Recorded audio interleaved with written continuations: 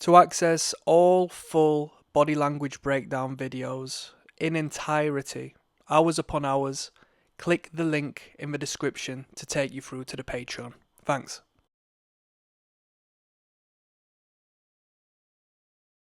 Everyday Superpower, where we talk body language, relationships, game, everything in between. Continuing onwards, we've got a little bit of a free-for-all. Each of these fellas are taking turns to have a conversation with this lovely lady in the middle. We're watching a program entitled Blind Dating a Famous Comedian. So the famous comedian in question is the woman in the middle, and these potential suitors are doing their best to put their best foot forward and impress this lady. If you're joining me just now, enjoy yourself. I'm going to give you some insight into the world of the human, communication, attraction, repulsion, and everything in between. If you want to go from the start, the playlist link is going to be in the comment section, if not the description of this video.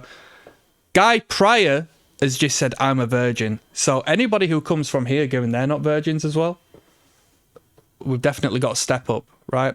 It's not a selling point as a man to be a virgin, all right? I don't say that to be disrespectfully. I'm just saying, dynamically speaking, the masculine is not going to impress the feminine when the masculine says to the feminine, by the way, the feminine doesn't find me attractive. By the way, the feminine has never chosen me, right? That's not how it works. We don't do this, right?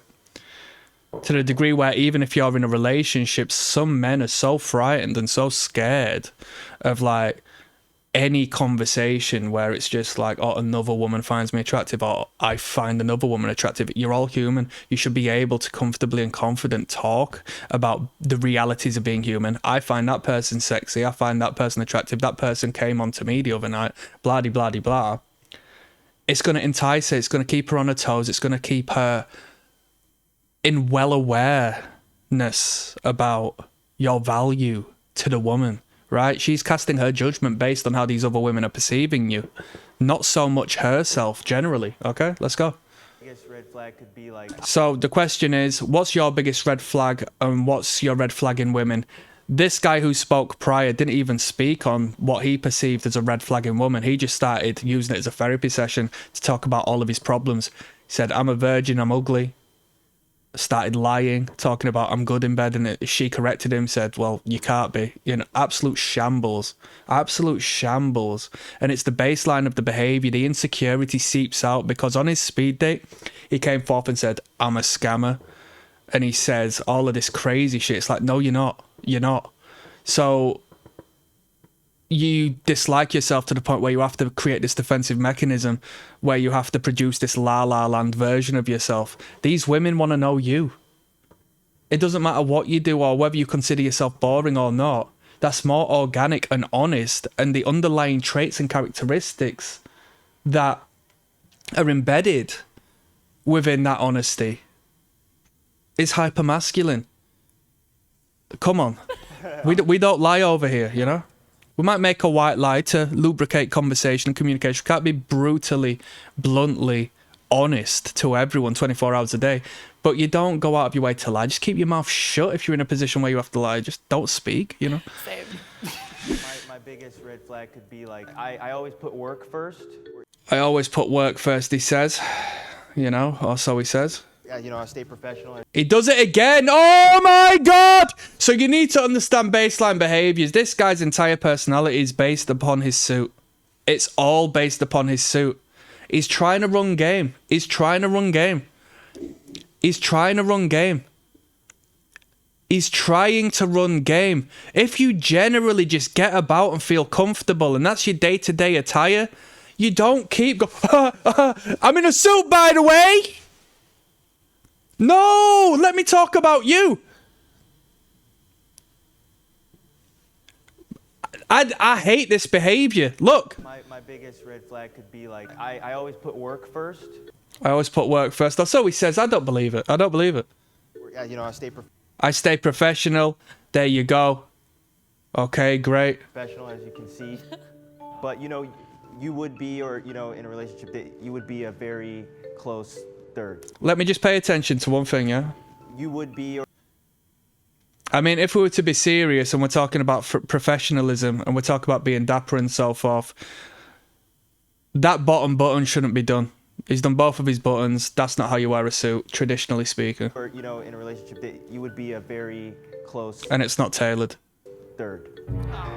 I'm honored to be in Trying to neg, going out of his way. top 3. What's your second? The thing is, the whole thing about putting work first is not a bad point to put forth. You can run game like that. Yeah, I can't come see you tonight, babe, because I'm just building something. And she's going to think, oh, it's a bit annoying. I thought we were supposed to have movie night. But you know what? I'm happy I've got a man in my life who goes out and gets it. I'm happy I've got a man in my life who's ambitious. I've got a man in my life who doesn't pedestalize me to the degree where he throws his dreams and ambitions out of the window just to appease me, right? She might give you a little bit of a moan and this and that, depending on who she is. But given you establish yourself as this person involved in this reality and she comes and joins you in your frame and you take her into, your Disneyland world of what you do and where you're going and ensure you look after her and she's cared for and she's looked after within this particular frame, she's going to understand who you are and it's never going to be a problem. It's never going to be a problem because she's going to be like, well, that's what the man does. Do you know what I mean? But I don't believe him when he speaks about work. Oh, my second job. I'm honored to be in top 3. What's your second? And you know what? A lot of that's emphasised by the fact he's over-accentuating the fact he's wearing a suit. Because if you cool, calm and casually wear these clothes on a day-to-day basis, at what point does it just become background noise? Do you see where I'm coming from? Overcompensation. Always pay attention to what people highlight and think, is this showcasing the opposite, right? I'm the biggest macho man of all time, right? Well, you look weak to me because what are you trying to conceal? Who hurt you, you know? Pay attention. My second job. Job 1 and job 2. Okay, would you say in bed suit stays on? In bed, does the suit stay on? Let's go. I don't keep it. I just wear pajamas or or shorts or a t-shirt or something. Do you wear pajamas? In general? Yeah. Or in bed. It depends. I mean, like, I live alone, so... You see, do you know what? Let me tell you a little something. So when we're playing this game and talking about ourselves 24 hours a day, and when we're just talking about meaningless crap, right, trying to sell ourselves to people, we avoid what some would consider mundane conversation because these men feel like they have to just like go in there and say, oh, this is why you should choose me, which is a complete symbol of insecurity because you feel inadequate, so you have to try and highlight things from the get-go. Listen to what's going on here. She asks him a question that leads into a good conversation. When I say good conversation, I don't mean an exciting conversation. A conversation which we can rid the bells and the jingles and the ornaments of this facade. And we can say, yeah, when I go to sleep, I wear this clothing. What about you? And now we're getting to actually learn about each other. We're actually getting to understand who we are. And we can start to find common ground of the reality that is us. And we've only done 18 minutes of back and forth between 20,000 people for this to actually be established. Pay attention, pay attention. This is one of the most important things. Just keep it boring and everything's fine. When I was younger, I was like, I hate small talk. I don't get small talk. Why do people do small talk? Can't we talk about big, vast, crazy things? Can't we have fun? I didn't get it. I didn't understand the intricacy of how we calibrate to each other upon this, what some may deem pointless conversation, because I was casting judgment upon the words that were spoken and not the way they're spoken, not the transactional, economical back and forth that was happening, where we can gauge who we are, where we stand, how we respond, whether there's an undercurrent and a message that's trying to be portrayed through this, what some would consider mundane conversation. This is where the magic exists. Click like and subscribe because I put you on game. This is where the magic exists. Pay attention. In general? Yeah. Or in bed. It depends. I mean, like, I live alone, so I sleep in my birthday suit. Oh, you wear suits too? Alone, so I sleep in my... Pay attention, right? So she sort of put her mask on when she said birthday suit and made it a little bit of a joke, had a little bit of a quirk. But up until then, listen to how she speaks. Or in bed. It depends. I mean, like... This is a genuine conversation. This is good conversation. Look. I live alone. She thinking about herself, She's answering a question. What happens if I give you a question and you respond to me?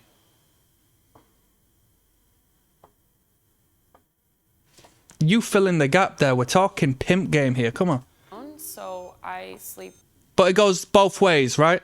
If I ask you a question, if the feminine asks the masculine a question, you need to answer because she's asking for guidance. She's asking for a response. You need to give her a response. She must have comfort and confidence in you and that she can ask you questions because that teaches her that she can learn off of you. And that position and that archetype of the teacher is fantastic because she regresses into the student. She looks up at you in awe as the educated, as the professional, as the dominant authority. And it's great. Why would you not want to be that person? Why would she not want to be that person? So there is a flip side to it, but him asking her the question shows interest in her. She gets a little bit of a tickle of her ego, not to a severe degree where it's like he's simping for me, he's pursuing me, but all of these men have come forth and they've just been like, shit, let me talk about me, I'm so desperate for you to choose me that I just need to pepper off who I am and just please know everything about me right now. Right, well, how can I get in a relationship with you? Looking from the woman's perspective, how can I get a relationship with you if I already know who you are from the top and bottom, the inner depths of your soul and your external? There's nothing more to learn. I'm bored. There's no spontaneity, there's no development, there's no nothing. I've seen the entire film, I don't want to see it again. Whereas when you take her on the journey and give her the introduction to the film, we can go on the experience, we can expand, we can have multiple dates, we can have a relationship, a whole life together. Do you see? In my birthday suit. So he's showing interest in saying that. No one else, well, everyone else is showing interest, but they're doing it in the wrong manner. As opposed to learning about her and giving her a degree of validation by saying, what do you do? Anyway, you know where I'm getting at. Pay attention. Oh, you wear suits too? Yeah, actually, the best suit of them all. Nice. The one you wear on your birthday. So now we disconnect because we go straight back into jokes. We're too desperate to make jokes. We're too desperate to be funny. We're too desperate to we can't have organic conversation. We can't, everything has to be a hoot and a holler. Everything has to be like, oh, I just need to put a smile on her face. I knew a guy, right? And he was speaking to a girl and he was simping so hard that he thought the more he put a smile on this girl's face, the more she was going to fall for him. And it's like, no, you're just being a clown. She says birthday suit. So I sleep in my birthday suit. Oh, don't get me wrong, it's kind of sharp. It's a reference to suit. Obviously, that's his entire persona, right? The fact that he wears clothing, the fact that he wears a particular fabric and a particular fashion on his body, that's like everything to him, right? Nothing to do with him, who he is, what he's doing, where he's going, what he's got inside, but more so what he's got outside, what he's purchased from a shop, right? He catches on to that. He makes a comment. I don't mind that. I think that's, quite sharp, but it's not the right way to go about it. Because we're just desperate to crack jokes. There's no value to the conversation, right? There's nothing there. Oh, women like girls who make them laugh, yeah, but women will laugh at girls not only to be polite and to be nice, but organically speaking, women will smile, such as men will smile and laugh at those who they deem authoritarian and in a dominating position to them because they appease to them and they naturally take that submissive role. And the submissive role expresses itself in smiles and laughs and this subordinate act to appease the higher element. So she responded in an organic manner. Well, blah-de-blah-de-blah-de-blah-de-blah. My birthday suit, ha ha ha. And then he's like, oh my God, let me make a joke. And it's like, haha, how does she respond to that? Ha ha ha, yeah, very good, haha. Let me start joking with you as well. Let's start playing again. It's like I've done with everybody. I thought we could have had a genuine conversation here. And I know you might say, well, that's not appealing to the people watching blind dating a famous comedian. Yeah, maybe that's the case. Maybe these lot have been put on set and the host and the presenters have just been like, just make it as funny as you can do. Crack as many jokes as you can do, right? Keep it entertaining. That's fine. But the undercurrent is I'm trying to get you a message along, which applies in the real world if you want to be seen as a particular person or become, more importantly, a particular person that not only has substance but attracts via possessing that substance. You wear suits too. Yeah, actually, the best suit of them all. Nice. The one you wear on your birthday. Nice. And I like to let her breathe a little bit. Yeah. You like to breathe. I do. I like to let her breathe a bit. She's asking for conversation. Don't get me wrong. I don't want to go in and out of that. You know,